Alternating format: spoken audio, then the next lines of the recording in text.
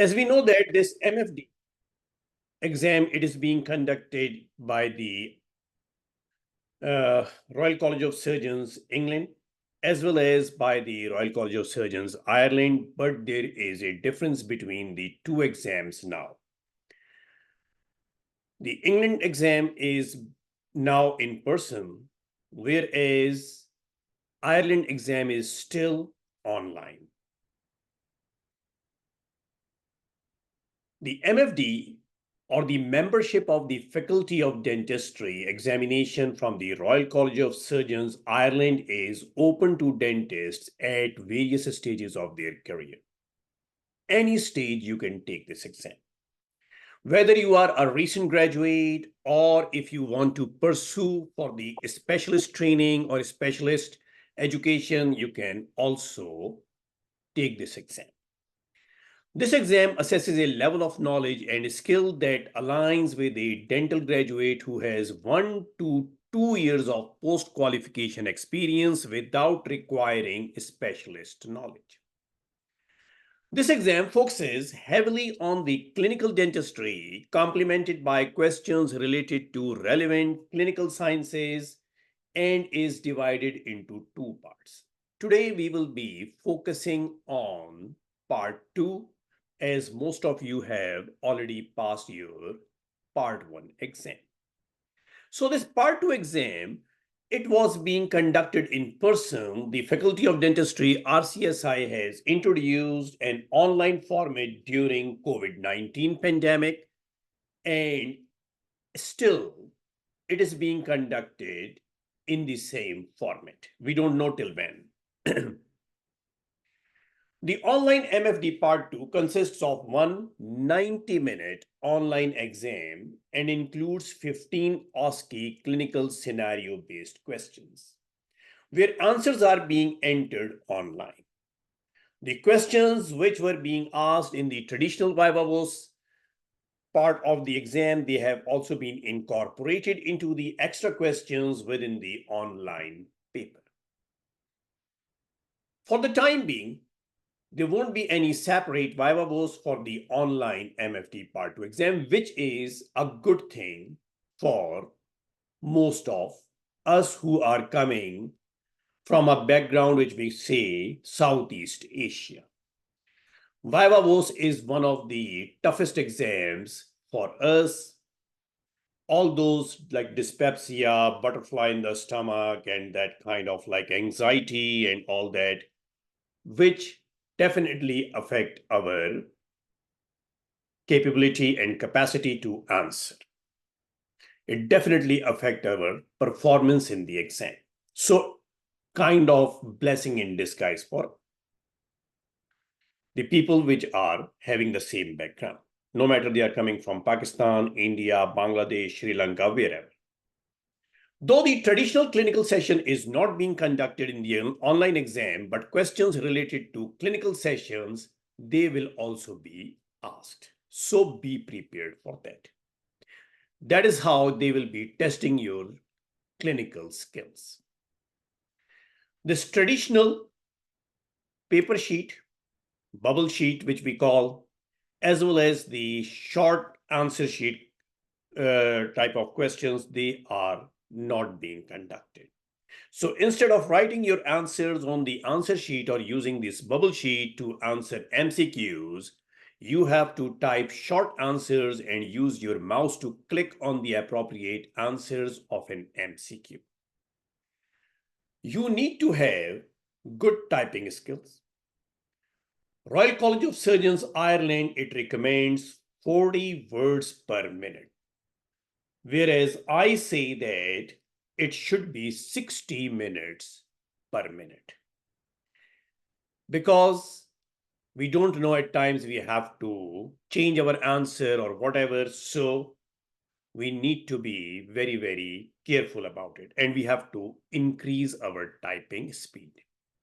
It is not that you are going to take some typing tutor type of course now or something, you start practicing using that. Most of us are now, because of this quick computer, very common in use, our typing skills are good Even if we are looking at the keyboard and typing and using our two fingers, still our speed is good. But still you have to check out that what is your speed. Then what would be the technology requirement for this exam? To access the online MFD Part 2 exam, you should have an internet connection. Ideally, it should be Ethernet connection. Means directly using a wire, you would be connected to the router. Or alternatively, good Wi-Fi, which is not going to drop its signals while you are attempting the exam. Or you should be sitting closer to your router while taking the exam. A desktop or a laptop computer that has 4 GB RAM minimum. And webcam is mandatory. There should be Windows 7 Plus or Mac 10.8 Plus. Check your internet speed using this link beforehand so that you won't be having internet issues during your exam. You must be having current CPR BLS certificate, which should not be older than 2 years and must be valid on your exam date. It is a requirement. Now, what subjects are we going to cover when we will be having this course? These are the outline provided by the Royal College of Surgeons, Ireland, endodontics, including its diagnosis, then procedures, excess cavity formation, what would be the different types of local anesthetic procedures for different teeth, how to handle a hot tooth, then what is the difference between symptomatic apical periodontitis and non-symptomatic apical periodontitis, etc., etc. How to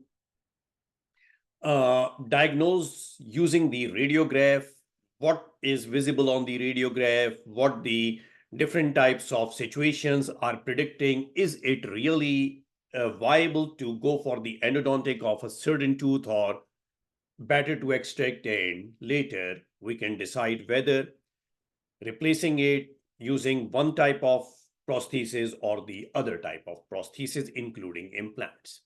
So they will check how good you are in evidence-based endodontic practice.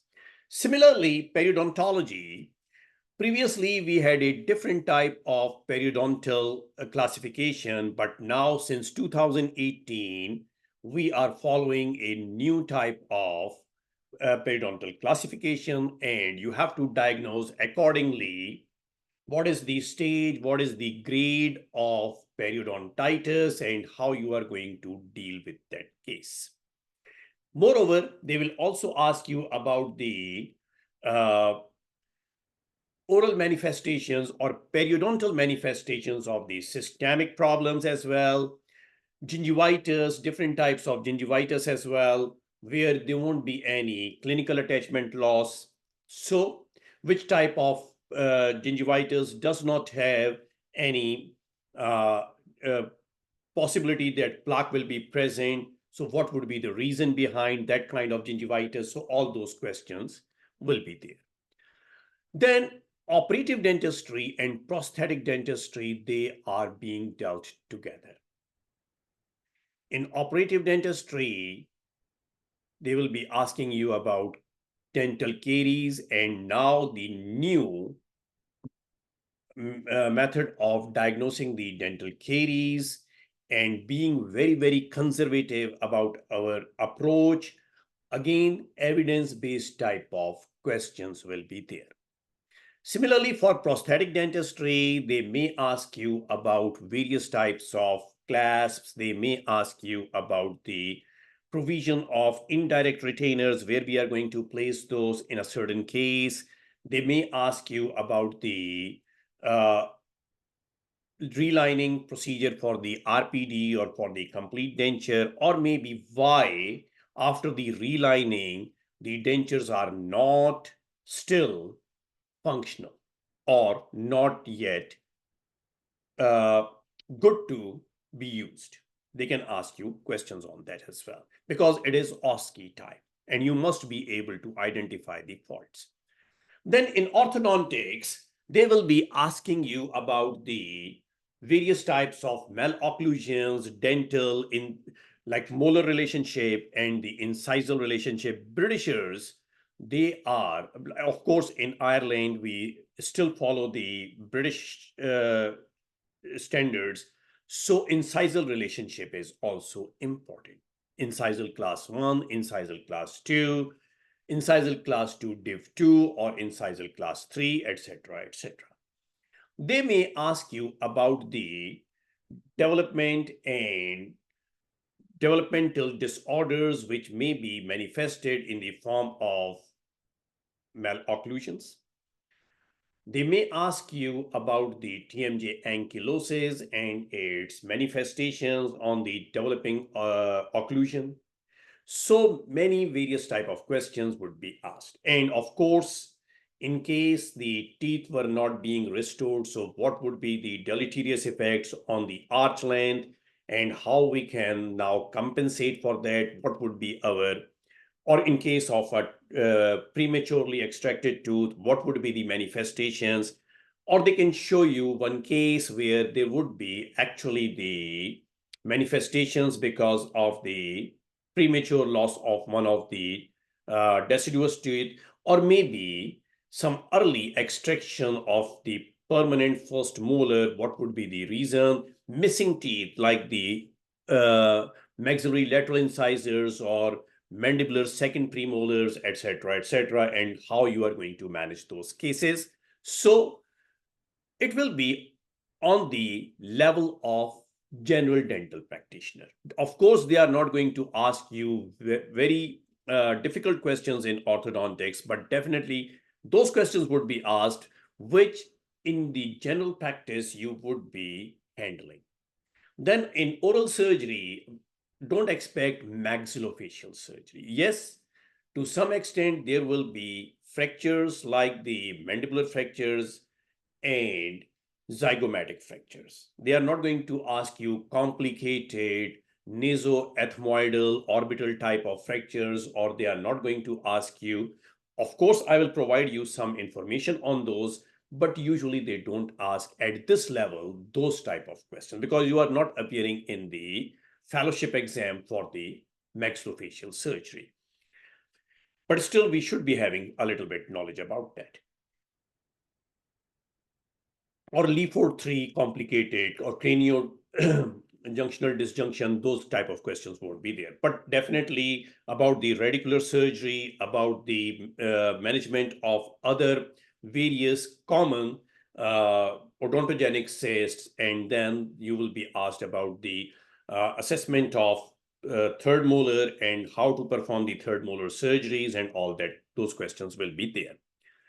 In pedodontics, they will be asking you about the management of a pediatric patient, a complicated pediatric patient, pediatric patient who is having kind of temporary some behavior problem, or who is having actually behavior problems, an autistic patient, how to handle that patient.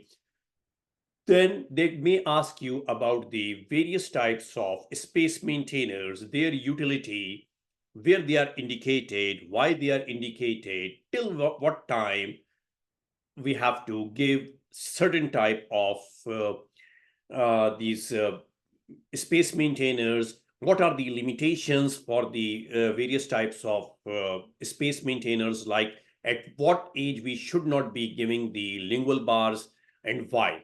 So all those questions we should be expecting. And then, of course, about the complicated fillings, like if there is more than 1/4 of the buccolingual width is involved, so what you have to do in that case, which type of crown are you going to give in that case. They may ask you about the handling of the stainless steel crown for in pediatric dentistry. They may ask you about the silver diamine fluoride and its utilization, its side effects, etc., etc. They may ask you about the school programs and over there the water fluoridation conditions, etc., etc. So be prepared for that. Well, another very important topic would be professional conduct and ethical issues, their management in the dental practice. They may ask you about even a conflict between your two assistants on cleaning the surgery at towards the end of the day and cleaning of the dental instruments. They may create kind of a scenario and they may ask you questions how you will intervene, because towards the end you would be the moderator being the owner of the clinic. Then if certain medical legal issues are going to happen, how to handle those, or a patient comes to you who has a fractured class 4 filling which you have given like maybe a week ago, and the patient is quite furious, how you are going to handle that case. So all those type of questions will be there. Well, some questions about the basic general medicine would also be asked. Preventive and public health dentistry is also a very important topic. And over here, like the fluoridation and the other programs, the school programs, and every 6 months application of the fluoride varnishes and gels or whatever. So those questions are also going to be asked. Then how you are going to manage how you are going to diagnose a case, how you will be like what would be the steps if a certain patient will come to you, what type of treatment you will do first, what type of treatment will be the second in line, what type will be the treatment will be the final treatment. Definitely we know that if some patient needs some fillings and needs some scaling and root planing, and after that we have to perform some orthodontic treatment, and finally we have to give them some kind of prosthesis. So we must be knowing about the sequence of the treatment. Then the clinical performance of certain biomaterials could also be asked. Emergencies, again, a very important topic, and we must expect one or two scenarios where they will be asking about the syncope, or maybe about the vasovagal attack, or maybe about the hyperventilation, or patient is having high blood pressure instantaneously, which we call the hypertensive crisis. So these type of emergencies could, or they could ask you, one of your colleagues or one of your assistants, they got the needle stick emergency. So how you are going to manage that? So any type of emergency, we have to be careful about it and we have to discuss about that. Then management of the geriatric and medically compromised patients. Expect at least one or two scenarios regarding that. And we have to be very careful about the answering that which type of patient needs which type of treatment, and which type of medicines we can prescribe, what antibiotics we must not be prescribing in geriatric patients, etc., etc. Similarly, in you can say continuation to it, pharmacotherapeutics will be there, their indications and possible interactions. They can tell you that patient is taking one type of medicine. So which antibiotic you will give, or which antibiotic you are not going to give, and what would be the reason behind it. Then they may ask you about the oral and maxillofacial radiology. What are the steps we have to take while installing our X-ray machine in a newly built clinic? Then they can ask you about the 6 monthly or yearly recall of the engineer. They can even ask you about the various types of faulty radiographs, what would be the reason behind these faulty radiographs. So all those type of questions will be asked, even about the collimator and about the safety steps, how many feet you should be away while taking the radiograph, what would be the sources of secondary radiation, etc., etc. Then they may ask you a question about the dental practice management, how you are going to manage your dental practice, for how many years you have to keep the records, how many years you after how many months or how many years an audit is going to be done and what types of various audits are there. Then they may ask you about the advertisement of your clinic, social media usage of your regarding the page on social media of your dental clinic. Then health and safety issues would also be discussed, including they may ask, though the COVID-19 kind of over, but is not over, it is going to be with us for the like till the world is here, but still the fear is at least over. But they may ask you how to manage a case if a patient of COVID-19 is coming, or a patient who is recently diagnosed with tuberculosis, etc., etc.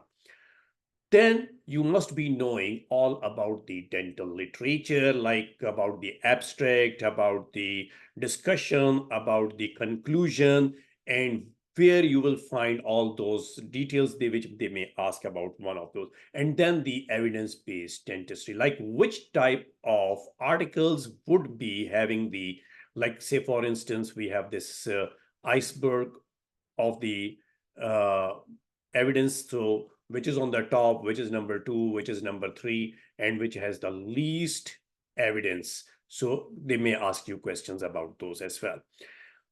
Then the dental epidemiological studies and their design, like which study is good for which type of cases, which studies is good for which type of cases, then odds ratio and all those about the relative risk ratio, then the positive predictive value, negative predictive value, and all those things are going to be discussed in those questions. Well, what I can do for you, I will be definitely providing you online lectures on all those topics with all my 30 years of experience in teaching clinical dentistry as well as the basic dental sciences. Just to tell you that I was head of the department of oral biology department when I left the services of the dental school. And then after that, I was just teaching in my own capacity, because over there I had certain limitations. So that's why I left it. And now I'm teaching everything. In a Facebook group, all the recordings of those lectures will be provided till the course participant will appear in the exam. It will be accessible no matter you are appearing after 2 months, or you are appearing after 6 months, or you are appearing even after 1 year.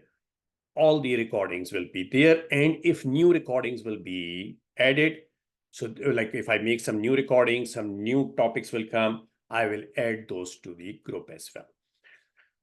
Subject tests and mock exams will be provided. And I always encourage my students that they should be involved in 24/7 discussion in the Facebook group. I will give you 2 introductory lectures on a subject and will provide those free of cost, so that you can make up your mind, seeing my teaching skills, how I teach, to attend the course. So over here, we are done with this introductory lecture, and hopefully things would be a little bit clearer to you. Whatever the questions, you can ask me, and kindly type your questions so that I will answer those questions. But the recording, I am going to stop over here.